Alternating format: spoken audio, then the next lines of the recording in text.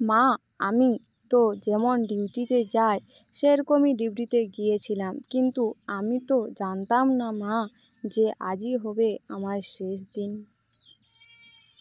আমি তো আমার জুনিয়রদের সাথে একসাথে কত গল্প করতে করতে রাতের খাবারটা খেয়েছিলাম। জানো মা, অনলাইন থেকে অর্ডার করে আনিয়েছিলাম আমার প্রিয় খাবারটা, ওটাই আজ খেয়েছিলাম। তখন যদি একটু বুঝতে পারতাম এটাই শেষ খাবার, এটাই শেষ গল্প। ডিউটিতে বাঁধনে আমি যখন ক্লান্ত হয়ে গেলাম মা, আমার চোখে দুটো ঘুমে বন্ধ হয়ে যাচ্ছিল। একটু শরীরের ক্লান্তি মেটাতে তাই গেলাম। তখনও যদি বুঝতে পারতাম সারা জীবনের মতন বিশ্রামে চলে যাব। তখন ভোর রাত, আমি ওয়ার্ডে একা। তখন ভোরের শীতল বাতাসে আমার শরীর একটু ঠান্ডা লাগতেই আমি লাল চাদরটা ঢাকা দিয়ে একটু চোখ বন্ধ করেছিলাম। শুধু সেই সময়ের অপেক্ষায় ছিল দুষ্কৃতী লোকেরা। ওরা আমার সাথে ছি মা, আমার খুব কষ্ট হচ্ছিল জানো মা। অনেকবার আমি বারণ করেছিলাম এটা করো না আমার সঙ্গে।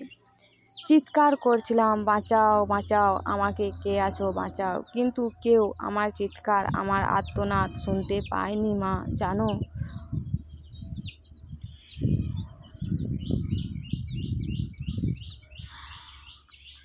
ওরা আরও পশুর থেকেও বিচ্ছিন্ন ব্যবহার করতে লাগলো, খেলতে লাগলো আমার সারা শরীর নিয়ে। আমি ওদের হাতে পায়ে পড়লাম জানো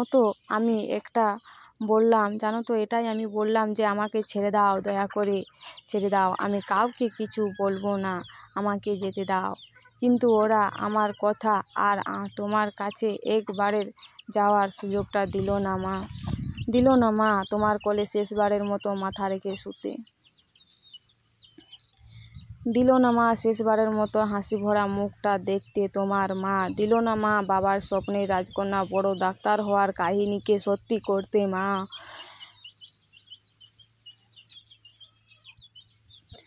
আমার গল্পটি ধরে নিজের সর্বশক্তি দিয়ে আমার গলা টিপে ধরে জানো মা, আমি অনেক চেষ্টা করেছিলাম আমাকে বাঁচাও, আমাকে বাঁচাও। কিন্তু আজ হয়তো ভগবানও চায়নি যে আমি বেঁচে থাকি। ওই পশুদের শক্তির কাছে আমি হেরে যাই। আমার গলার হাড় ভেঙে দেয় ওরা, নিঃশব্দ করে দেয় আমাকে ওরা আমার ওভাবেই ওখানে ফেলে রেখে চলে যায় বিব্রভাবে। কি বিব্রভাবে। সকালে সবাই এসে, কিন্তু এ কি, আমি কারোর সাথে কোনো কথা বলতে পারছি না কেন? তোমাকেও দেখতে পাচ্ছি, তোমার কত করে ডাকছি তোমাকে, তুমি শুনতে কেন পাচ্ছ না মা আমার ডাক? ও মা গো, এত ডাকছি তুমি কেন দেখছো না আমার দিকে? ও মা, তুমি কাঁদছো কেন? কি হয়েছে তোমার? ও মা, দেখি মা, সামনে একটা লাশ, সে লাশের দিকে তাকিয়ে হাউমাউ করে কাঁদছে মা। লাশটার মুখ দেখতে পেয়ে আমি শিউরে উঠি। এ কি, এটা যে আমারই নিথর দেহ, আমি কি তবে মারা গেছি? আমি কাঁদতে শুরু করলাম।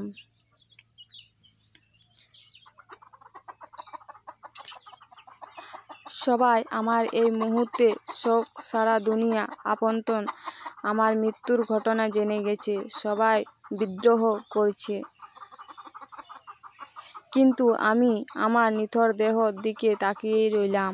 আমার শেষটা তো আরও ভালো হতে পারত।